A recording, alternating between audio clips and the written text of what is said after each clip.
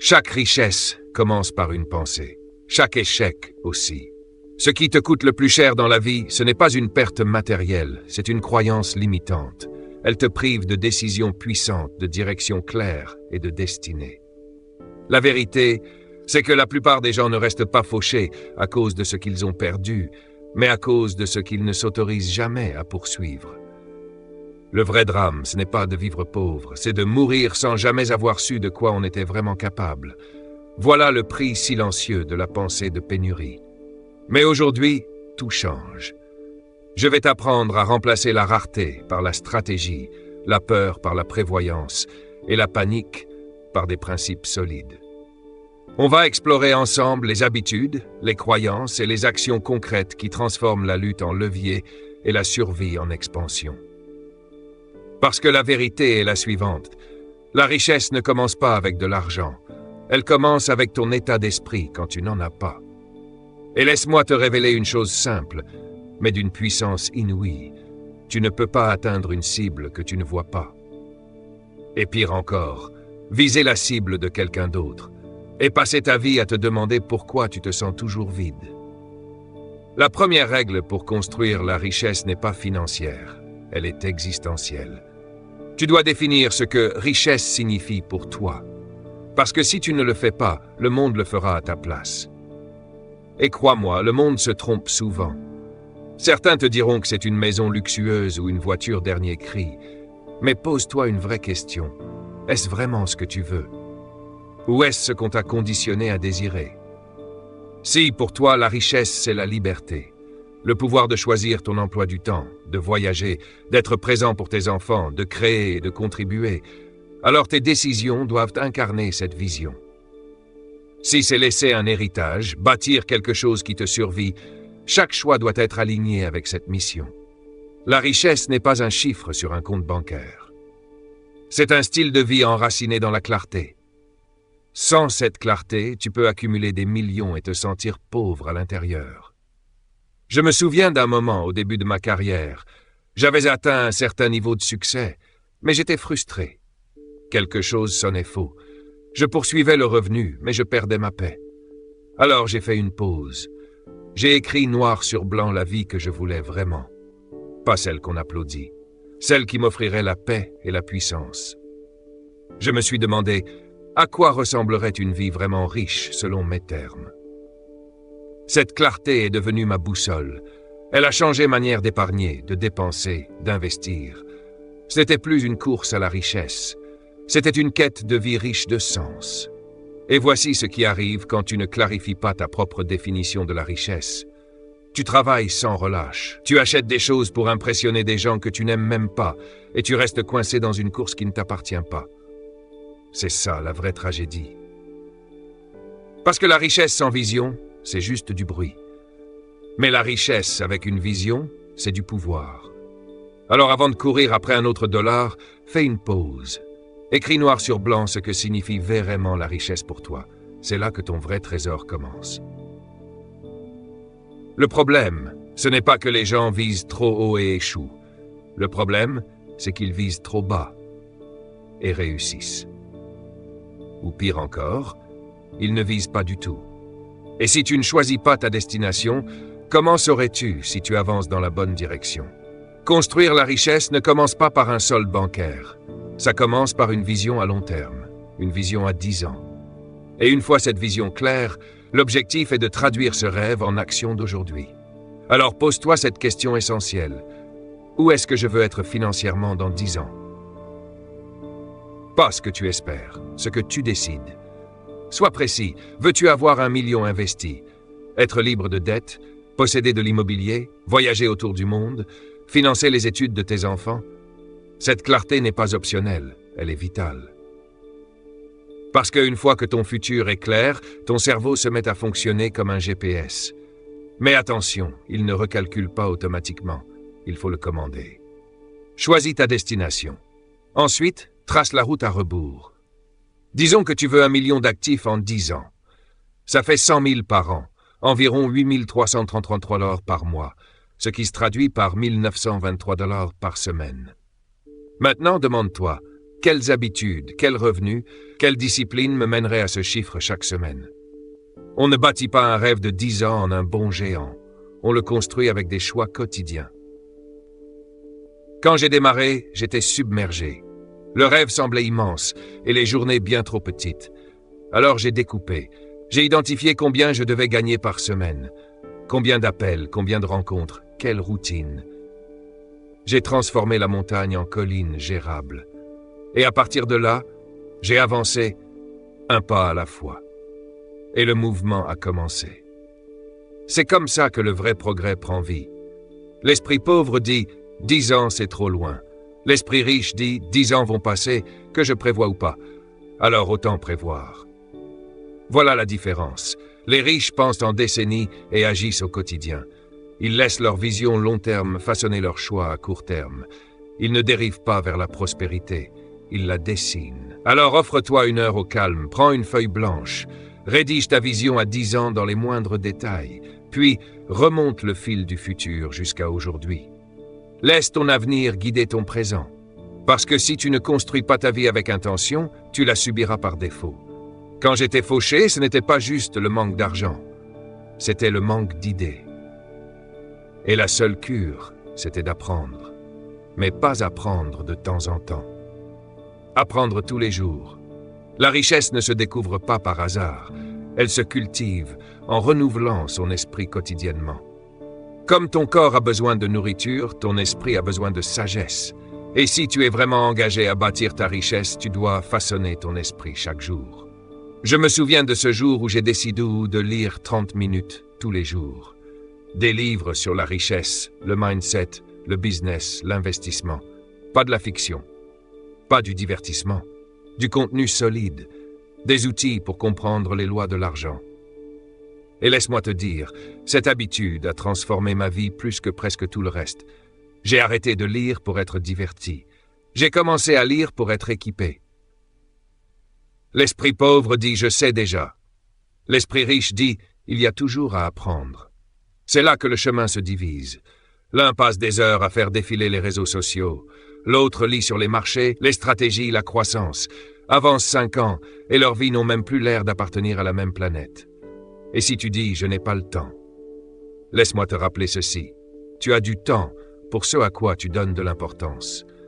Faire la queue, rouler en voiture, prendre ton café, ce sont des moments que la majorité gaspille.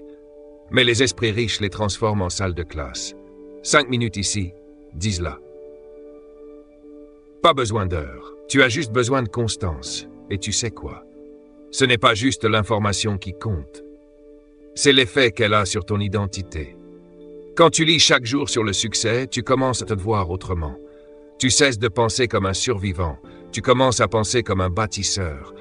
Tu deviens quelqu'un qui se prépare à diriger, à créer, à prospérer. La connaissance, ce n'est pas juste du pouvoir, c'est une transformation. Il y a une différence majeure entre l'information et la sagesse. L'information remplit ta tête. La sagesse façonne tes décisions. Voilà pourquoi tu dois être intentionnel dans ce que tu consommes. Ne lis pas juste pour lire, lis pour évoluer. Choisis des auteurs qui ont bâti, chuté, relevé, appris, ceux dont l'expérience raccourcit ta courbe d'apprentissage. Alors fais-toi cette promesse, 30 minutes par jour. Protège ce temps comme s'il était sacré, car il l'est. C'est dans ces 30 minutes que tu bascules du manque à la maîtrise, du rêve à l'action, de l'impasse à l'aisance. L'apprentissage quotidien, c'est la porte d'entrée du progrès quotidien. Et le progrès quotidien, c'est le berceau de la richesse. Mais il y a un autre facteur sous-estimé, ton environnement. Il murmure quand tu crois qu'il est silencieux. Il oriente tes choix. Il modèle tes habitudes sans bruit, jour après jour. Ce n'est pas le manque d'intention qui empêche la richesse. C'est souvent un environnement qui étouffe ton potentiel. Si tu veux sérieusement bâtir une vie riche, crée un environnement qui tire le meilleur de toi. Un espace qui reflète ta destination, pas ton passé. J'ai appris tôt que les gens autour de toi te propulsent ou te freinent. Et ce n'est pas toujours évident. Ce sont des amis qui rient de la discipline, qui se plaignent des prix, qui ridiculisent le succès, et bientôt, tu parles comme eux, tu crois comme eux, tu vis comme eux. Tu ne peux pas planter une graine de richesse dans un sol de pénurie et espérer qu'elle fleurisse. Alors commence par faire de la place. Pas seulement dans ton placard, dans ton calendrier, ton téléphone, tes conversations. Si ton monde numérique est rempli de distractions qui t'anesthésient ou t'éloignent de ton but, alors tu es en train de programmer ton cerveau à chercher le plaisir immédiat au lieu de poursuivre un objectif durable. Fais le tri. Élimine tout ce qui n'est pas aligné avec ton futur. Soigne ce que tu laisses entrer par tes yeux, tes oreilles et ton esprit. Observe maintenant ton espace physique. Est-il désordonné ou délibéré? Est-ce qu'il t'élève ou t'épuise? Tu serais étonné de voir à quel point le désordre extérieur alourdit ton esprit.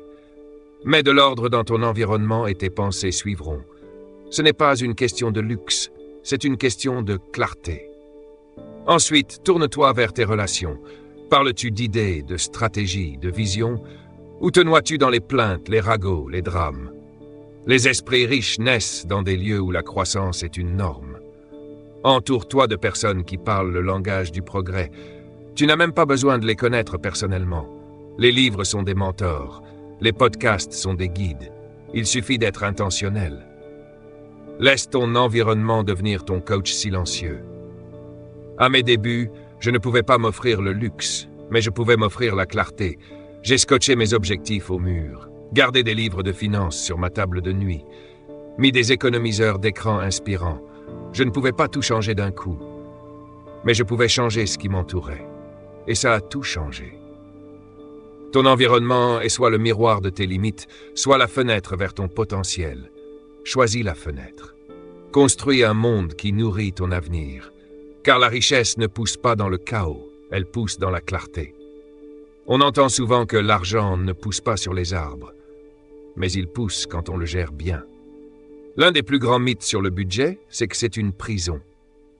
Une cage qui te prive. Faux. Un budget, c'est la première marche vers la liberté. C'est le plan directeur de ta vie financière. C'est comment tu décides que ton argent travaille pour toi, et non l'inverse. Quand j'ai entamé ma propre transformation, j'ai vite compris que sans plan, l'argent glissait entre mes doigts. Chaque salaire arrivait et disparaissait aussi vite. Ce n'était pas de la négligence, c'était de l'ignorance. Alors j'ai pris une décision radicale. Chaque dollar aurait une mission avant même d'entrer. Et ce petit engagement a tout changé. Pense à ton argent comme à un employé. Tu ne le laisserais pas flâner toute la journée sans directive, en espérant qu'il soit productif. Non, tu lui assignerais des tâches précises. Des objectifs clairs. C'est ça le budget. C'est donner à ton argent un rôle, payer les factures, épargner, investir, s'amuser. Et quand chaque euro connaît sa mission, tu ne te demandes plus où il est passé. Tu avances avec confiance. Faire un budget, ce n'est pas dire non à tout. C'est dire oui à ce qui compte vraiment. Quand tu contrôles ton argent, tu peux orienter tes ressources vers ce qui fait croître ta richesse. La formation, l'investissement, les opportunités. Sans contrôle, ton argent devient un voleur silencieux. Il te vole ta paix, ton futur, ton pouvoir de choix. Un outil simple que je recommande, le système des enveloppes. Alloue ton revenu à différents postes. Épargne, dépenses essentielles, investissement, loisirs. C'est concret, c'est clair. Et surtout, ça rend chaque décision intentionnelle. Avec le temps, ton argent commencera à travailler pour toi, pas contre toi. Beaucoup fuient le budget parce qu'ils pensent que c'est restrictif. Mais ils ne réalisent pas à quel point la pauvreté l'est davantage. Le manque de contrôle crée du stress, de l'angoisse et piège dans des cycles sans fin. Le budget, lui, te libère. La liberté, ce n'est pas de dépenser sans compter, c'est savoir exactement où va chaque centime. Et voici un outil puissant souvent négligé, le suivi des dépenses. La plupart pensent savoir gérer leur argent. En réalité, beaucoup ne font que deviner. Mais deviner, c'est comme piloter un navire sans boussole. Les riches ne devinent pas, ils mesurent. Et la conscience est toujours le début de la transformation. Au début, je ne réalisais pas l'impact de mes petites dépenses. Un café ici, un snack là, tout ça s'accumulait. Alors j'ai décidé de tout suivre pendant 90 jours, chaque centime, sans exception. Et ce que j'ai découvert était choquant. Je gaspillais sans le savoir. Mais le simple fait de noter m'a réveillé. Suivre ses dépenses, ce n'est pas se restreindre, c'est reprendre le contrôle. C'est te permettre de voir où vont tes ressources et comment les rediriger vers ce qui construit ta richesse.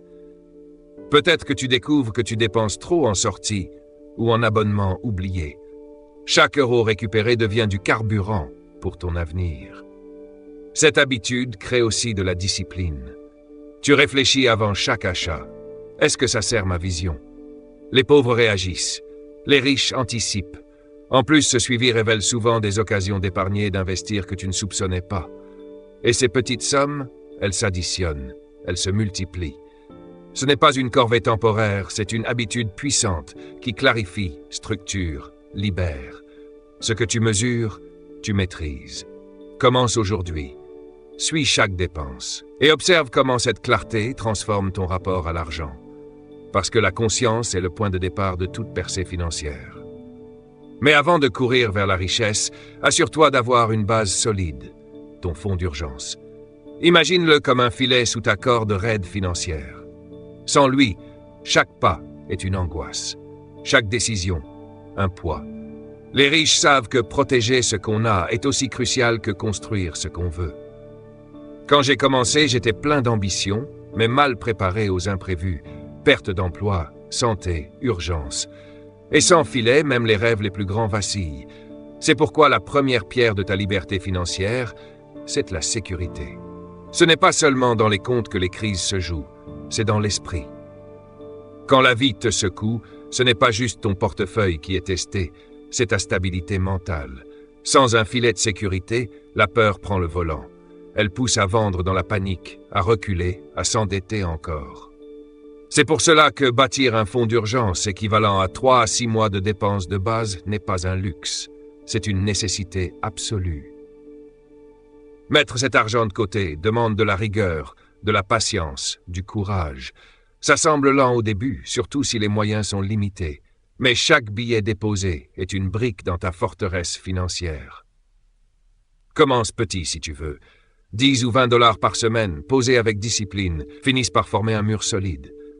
L'important, c'est la régularité. Et surtout, ne touche jamais à ce fonds, sauf en cas de véritable urgence. Ce fonds d'urgence, c'est la liberté de bâtir sans trembler. C'est lui qui te permet d'investir avec audace, de saisir des opportunités sans vivre sous la menace du « et si jamais ». Savoir que tu as ce matelas change ton énergie.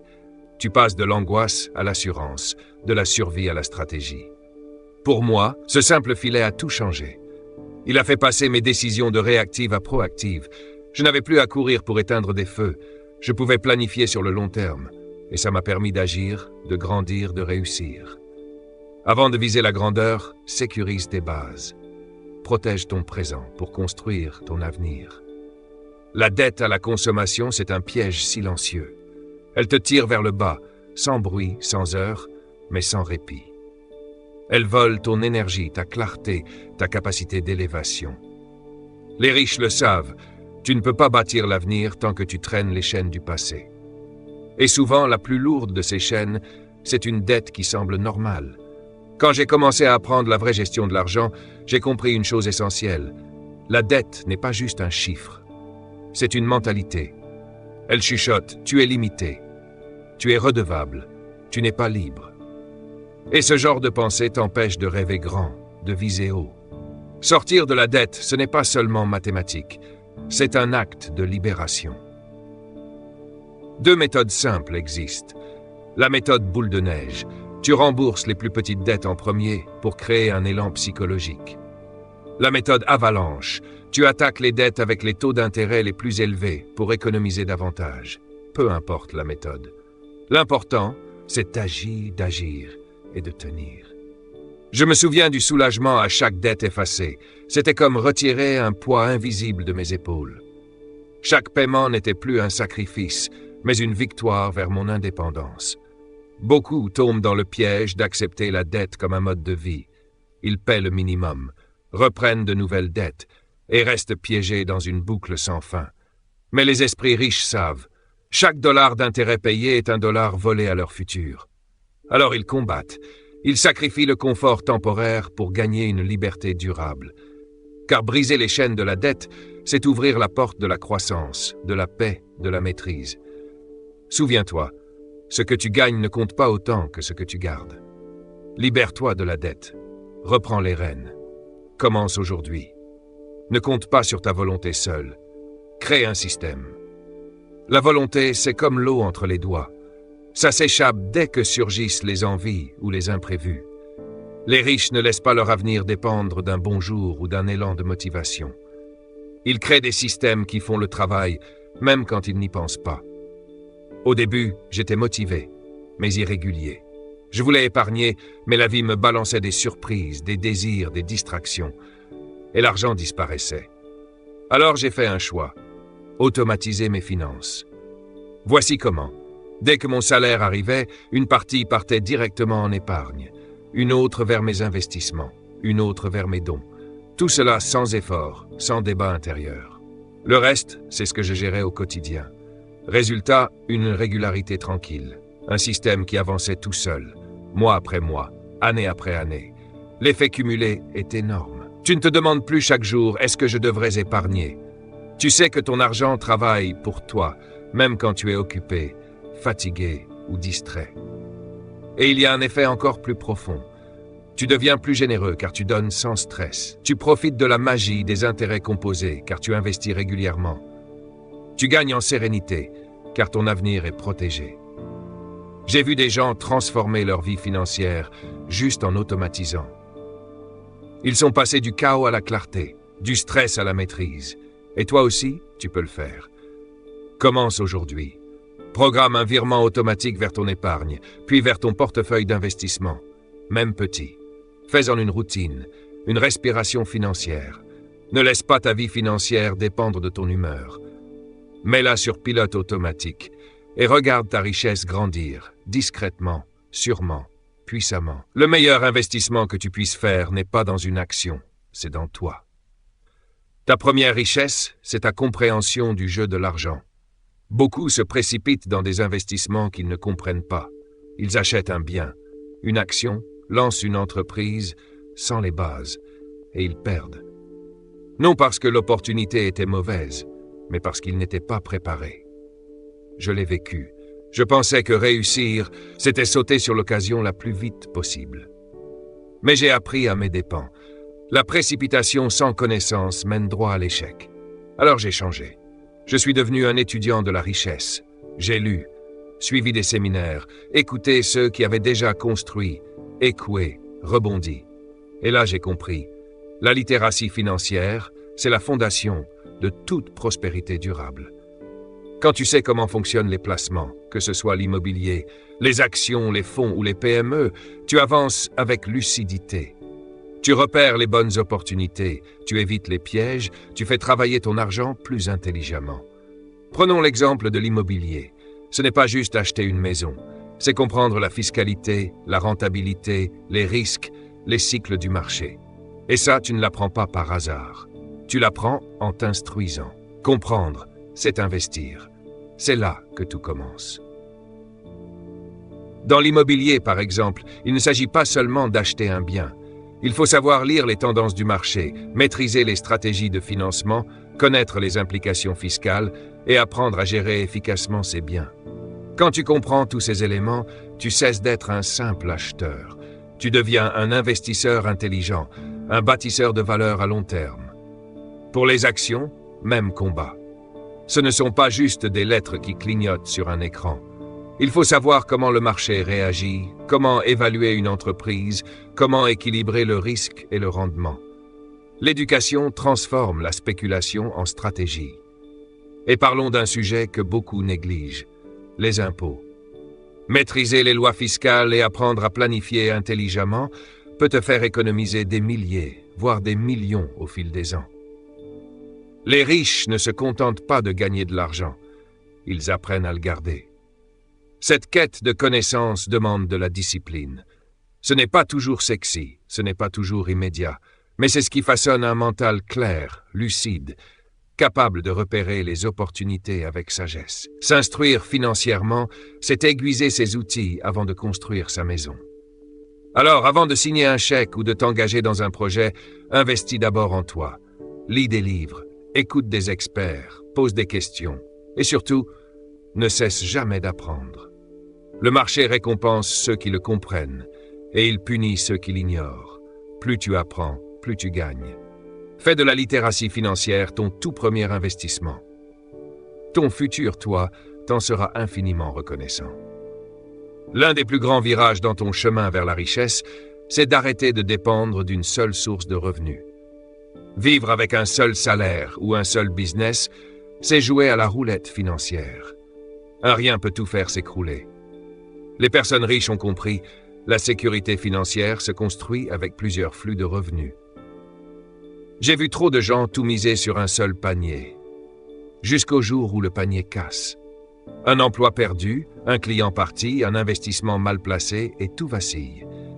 Mais ceux qui diversifient par des activités secondaires, l'immobilier, les dividendes ou des revenus passifs, créent un filet de sécurité qui non seulement les protège, mais accélère leur ascension. Et tu n'as pas besoin de démarrer en grand. Tu dois surtout démarrer intelligemment et régulièrement. Un side hustle, ça peut être simple. Proposer une compétence en freelance, vendre un produit en ligne ou faire de l'affiliation. Trouve ce qui t'inspire et construis-le pas à pas. L'immobilier en est un autre excellent exemple. J'ai connu des gens qui ont commencé avec un seul bien locatif. Et aujourd'hui, ils touchent un revenu stable, sans avoir à travailler pour chaque euro gagné. Ces flux récurrents, indépendants du temps, changent la donne. Avoir plusieurs sources de revenus réduit le stress, offre plus de liberté et permet de réinvestir dans soi-même. Quand l'un ralentit, les autres continuent de couler. Et cette diversité, c'est la clé d'une croissance sereine. Mais ça demande de la rigueur, de l'apprentissage et une mentalité d'entrepreneur. Cherche à résoudre des problèmes, à créer de la valeur, à saisir des besoins. Je me rappelle avoir commencé avec de petites conférences en parallèle de mon job. Chaque pas comptait. Et un jour, ces efforts m'ont ouvert des portes que je n'imaginais même pas. Créer plusieurs sources de revenus, c'est élargir son horizon, renforcer sa confiance et devenir antifragile face aux crises. Alors ne cherche pas le gros coup. Crée ta première petite source, puis une autre, puis une autre. La richesse ne coule pas d'un seul robinet, elle jaillit d'un réseau de ruisseaux qui ensemble deviennent une rivière puissante. Ta liberté commence quand tu cesses de dépendre d'un seul revenu. Savoir vendre, savoir communiquer, c'est un super pouvoir. Peu importe ton domaine, business, investissement, carrière, ton succès dépend de ta capacité à partager tes idées, à convaincre, à inspirer. Beaucoup pensent que vendre, c'est manipuler ou faire pression. Faux. Vendre, c'est comprendre, c'est connecter, c'est créer de la clarté là où il y avait du doute. C'est un art, celui de détecter les besoins, d'y répondre avec sincérité et de faire sentir à l'autre que ce que tu proposes a une vraie valeur pour lui.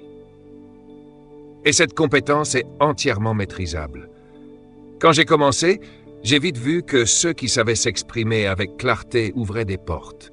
Ils attiraient les bonnes personnes, les bonnes opportunités. Une bonne idée mal expliquée ne vaut rien. Alors j'ai travaillé ma communication. J'ai appris à structurer mes messages, à écouter activement, à parler avec impact. Chaque présentation, chaque mail, chaque échange est devenu une opportunité de m'améliorer. Lis sur la vente, apprends la négociation, étudie l'art du storytelling et surtout pratique. Ne redoute pas le non. Chaque non t'enseigne, chaque rejet te raffine. Ta capacité à vendre une idée, un produit ou toi-même en tant que professionnel détermine ton niveau de revenu et ton influence. Je me rappelle encore mes débuts, tremblant devant un groupe, mais avec chaque tentative, je gagnais en aisance. Et cette aisance m'a donné des ailes. La richesse suit ceux qui savent transmettre la valeur avec puissance. Alors, engage-toi dès aujourd'hui à renforcer ton pouvoir de communication. Tu ne le regretteras jamais. Imagine un système qui travaille pour toi pendant que tu dors. Des épargnes automatiques, des investissements intelligents ou des tunnels de vente qui génèrent des résultats sans que tu lèves le petit doigt. C'est ça, la puissance du levier. Utilise la technologie pour déléguer les tâches répétitives et concentre-toi sur ce qui a une vraie valeur. Le levier, ce n'est pas qu'un outil, ce sont aussi les gens. Embaucher, déléguer, bâtir une équipe, Voilà comment un entrepreneur passe de « je fais tout » à « je crée de la croissance ». Aucune grande richesse ne s'est construite en solo. Elle est toujours le fruit de collaboration, d'alliances, de visions partagées. Les plateformes et les réseaux sont d'autres leviers puissants. Les médias sociaux, les places de marché, les partenariats d'affiliation peuvent amplifier ton impact de manière exponentielle. Une seule idée peut se transformer en milliers de ventes, en centaines de prospects, sans que tu y passes plus de temps. Je me souviens d'une époque où je m'épuisais à vouloir tout faire moi-même. Les journées étaient longues, les résultats faibles. Puis j'ai compris l'importance des systèmes et de la délégation. Ma productivité a explosé. Une journée de travail avait désormais la puissance d'une semaine. Et les revenus ont suivi. Le message est clair. Arrête de te soumettre à l'horloge. Analyse tes journées, repère les tâches répétitives, crée des systèmes, automatise, implique d'autres personnes. Apprends à utiliser les bons outils, forme une équipe, construis une infrastructure digitale. Le levier demande de la discipline et une vision à long terme. Mais son impact est colossal. L'énergie brute a ses limites. Le levier, lui, construit des héritages. Plus tu multiplies ton temps et ton effort grâce à des systèmes, plus tu te rapproches de la liberté financière. Alors pense au-delà de ton emploi du temps. Bâtis des structures. Cherche le levier dans tout ce que tu fais. Ton temps est ta ressource la plus précieuse. Investis-le avec sagesse. La motivation, c'est une étincelle. Elle allume le feu, mais ce n'est pas elle qui le maintient. La discipline, elle, c'est la flamme constante qui éclaire ton chemin, saison après saison. Croire qu'on peut bâtir une fortune en s'appuyant uniquement sur la motivation est un piège. Un jour, tu es en feu, prêt à tout conquérir. Le lendemain, tu es distrait, fatigué ou juste pas dans le mood. Cette irrégularité coûte bien plus qu'on ne le croit. J'ai compris très tôt que le succès repose sur les habitudes, celles que tu suis quand personne ne te regarde, celles que tu maintiens, même quand tu n'en as pas envie. La discipline, c'est le pont entre où tu es et où tu veux aller. C'est se présenter chaque jour, suivre son plan et agir peu importe l'état d'esprit. Une des choses les plus puissantes que tu puisses faire, c'est éliminer le besoin de motivation grâce à des routines solides. Tu veux épargner. Mets en place un virement automatique dès que tu es payé. Tu veux apprendre à investir? Bloque 30 minutes chaque matin pour lire. Aucun compromis. Tu lances un business? Engage-toi à créer du contenu ou à prospecter chaque jour, même quand Netflix t'appelle. La discipline est comme un muscle. Plus tu t'en sers, plus elle se renforce. J'ai connu des jours de fatigue extrême, des matins où l'envie n'était pas là, et pourtant j'ai respecté ma routine. J'ai épargné. J'ai appris. Cette constance a créé de l'élan. Et cet élan fait toute la différence entre ceux qui stagnent et ceux qui montent. La motivation fluctue. La discipline, elle, s'accumule. Goutte après goutte, elle remplit le seau. Elle transforme les petits gestes répétés en grands résultats. Ce n'est pas pour rien que les plus prospères n'attendent pas d'être inspirés pour investir, apprendre ou épargner. Ils le font parce que c'est devenu une partie d'eux. Maîtriser la discipline, c'est devenir cette personne qui agit même dans l'inconfort. C'est comprendre que la réussite n'est pas un événement, mais une série d'engagements répétés chaque jour. Et quand la discipline devient ta norme, tu n'as plus besoin de motivation pour avancer. Aujourd'hui, choisis la discipline. Crée des routines qui protègent ton avenir. Deviens cette personne qui agit même sans envie. Parce que la richesse ne naît pas dans les élans d'enthousiasme, mais dans la force tranquille d'une discipline persistante. Suivre ton patrimoine net chaque mois, c'est comme regarder ton reflet dans un miroir. Tu ne vois plus seulement ce que tu gagnes ou dépenses. Tu vois la vérité complète, ce que tu possèdes moins, ce que tu dois. Beaucoup se focalisent uniquement sur leurs revenus, mais le revenu ne raconte pas l'histoire complète. La richesse se bâtit sur ce que tu gardes et fais fructifier. Quand j'ai commencé à suivre mon patrimoine net, tout a changé. J'ai cessé de vivre au rythme des salaires pour voir le tableau global, mes épargnes, mes dettes, mes investissements. Certains mois, les revenus étaient stables, mais ma richesse reculait à cause de dépenses mal gérées. D'autres fois, avec moins d'argent, ma richesse progressait car je suivais mon plan. Ce suivi mensuel t'oblige à affronter la réalité. Si tes dettes croissent plus vite que tes actifs, alerte rouge. Si ton épargne et tes investissements montent, feu vert. Ce feedback permanent est un outil de lucidité et de progression. Beaucoup négligent cette étape, mais elle est cruciale. Elle montre ce que tes revenus ne révèlent pas. Tu peux gagner beaucoup mais rester pauvre si tes dépenses dépassent tout. À l'inverse, une personne modeste mais disciplinée peut bâtir une fortune. Alors bloque une date chaque mois. Prends un outil simple, tableau, application, logiciel. Note ce que tu possèdes, ce que tu dois. Suis les tendances, célèbre les montées, corrige les baisses, apprends de chaque variation. Souviens-toi, la richesse n'est pas une destination, c'est un voyage. Et ton patrimoine net est la boussole. Ce que tu mesures, tu peux l'améliorer. Sois constant, ajuste, et regarde ta richesse s'amplifier. Enfin, n'oublie jamais ceci. La gratitude et la générosité sont des forces puissantes. La gratitude entraîne ton esprit à voir l'abondance au lieu du manque. Elle t'ancre dans le réel, dans ce que tu as déjà, tes compétences, tes relations, tes victoires, même modestes. Elle te rend plus patient, moins impulsif. La générosité, c'est cette abondance qui s'exprime vers l'extérieur. Offrir de ton temps, de ton savoir, de ton argent ou simplement de la gentillesse crée un flux, un cercle vertueux. Tu donnes et l'univers te rend souvent là où tu t'y attends le moins. Les personnes prospères savent que la richesse ne se conserve pas en l'enfermant, elle circule. Et c'est cette circulation qui l'amplifie.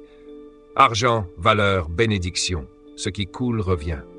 Lorsque tu combines gratitude et générosité, tu entres dans une dynamique d'abondance. Un cœur reconnaissant devient un cœur généreux. Et ce cœur généreux attire encore plus de raisons d'être reconnaissant.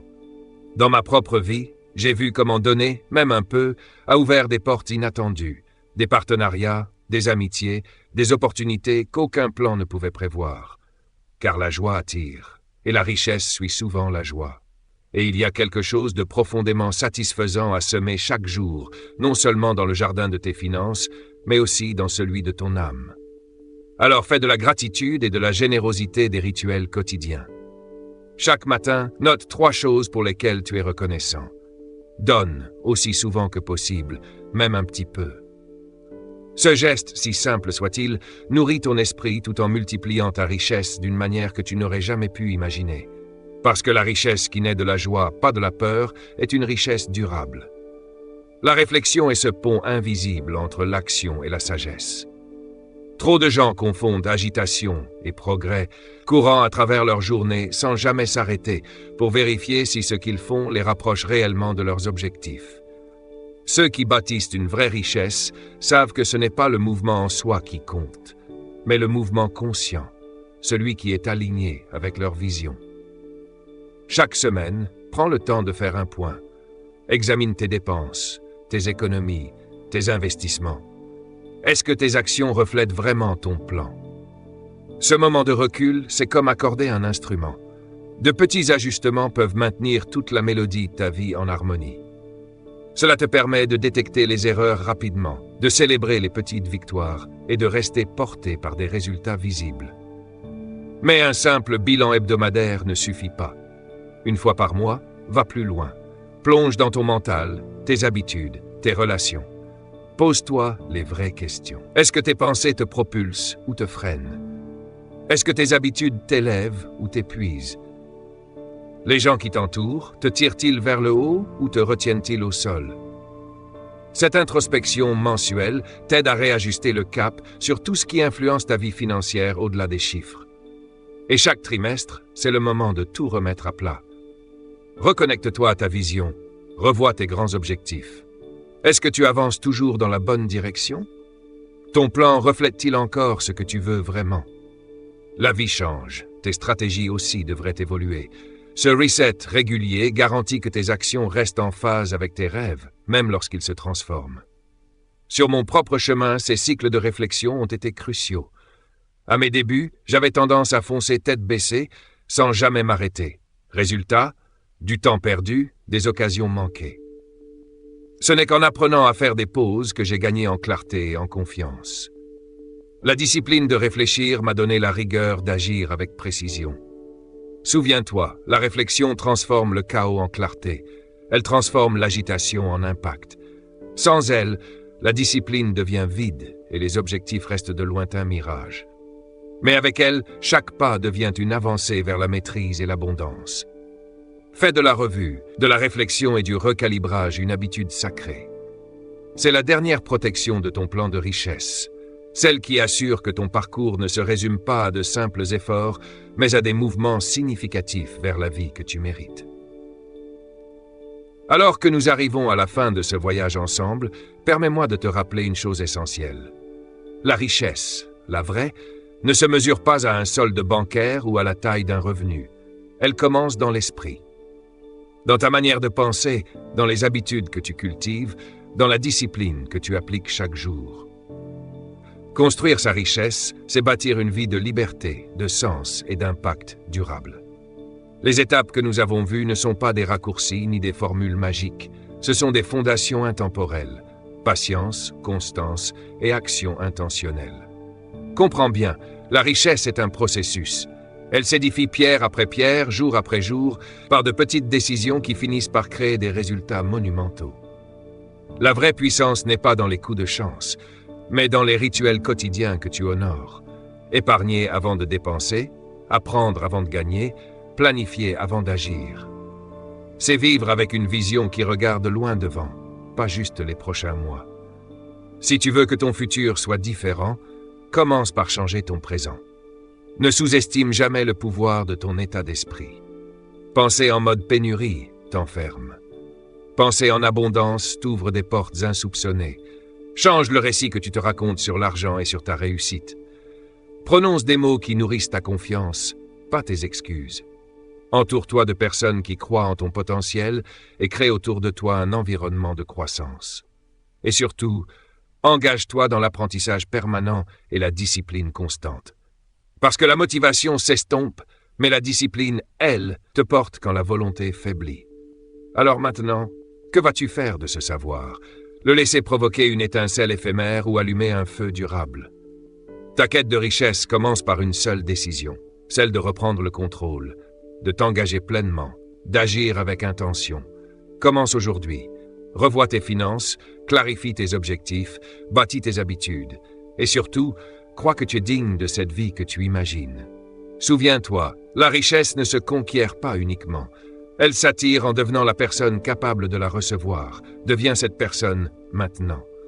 Applique ces principes au quotidien et observe la transformation. Ton avenir est là, juste devant toi, débordant de possibles. Prends la décision de le construire avec clarté, avec courage et avec conscience. Ta vraie richesse commence ici, et elle commence avec toi.